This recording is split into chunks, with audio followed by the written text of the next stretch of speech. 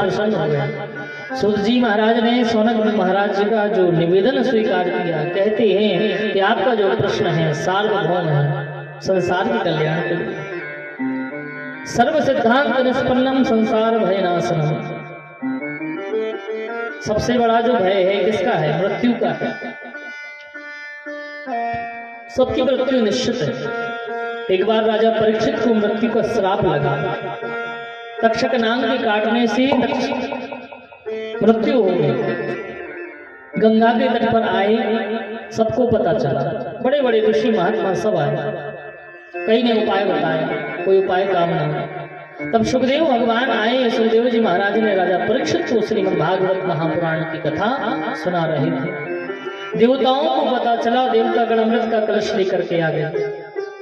सुखदेव जी महाराज को प्रणाम किया। कहा महाराज, हमें जैसे ही पता चला है कि आप परीक्षित के लिए भगवान की अमृतमय कथा सुना रहे हैं, आप ये जो अमृत है हम लेकर आए हैं, आप परीक्षित को पिला दीजिए। और इसके बदले में जो आप परीक्षित को भगवान की कथा अमृत पिला रहे हैं, वो आप हमें पिलाइए, आप हमें प्रदान कीजिए। तो सुखदेव भगवान हंसने लगे और सुखदेव जी ने कहा कि अरे, मैं तो पहले ही समझ गया था जो देवता हैं बड़े ठगिया होते हैं, सौदागर बन करके आए हैं। अब भैया कहाँ कांच, कहाँ महामूल्य मणि। ये कांच जो है देवताओं का अमृत है, और जो महामूल्य जो भगवान की कथा है, वो जो भगवान की कथा है ना, ये लाखों की मणि है, ये अमृत है।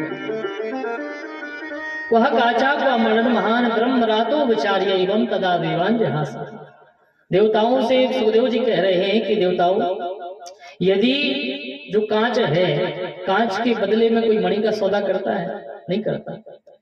यदि आप कांच के टुकड़े ज्वेलर्स के पास लेकर के जाएं और उससे कहेंगे भैया इसको रख लो, कांच के टुकड़े को रख लो, और उसके बदले में आप हमें हीरे की अंगूठी दे दो, क्या देगा?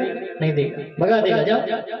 तो ऐसे ही जो देवताओं का जो अमृत है, अमृत लेकर के आए और लोग दे रहे हैं। सुखदेव जी महाराज ने कहा जो तुम्हारा जो अमृत है ये कांच के समान है, तो भगवान की जो अमृतमयी कथा है वो लाखों की मणि है, इसलिए जाओ यहाँ से। तो उनको वहां से भगा दिया। क्यों? क्योंकि यदि वो भक्त बन करके आते तो कथा उनको सुनने के लिए प्राप्त होती। वो तो भैया सौदा करने के लिए आए, सौदागर बन करके आए।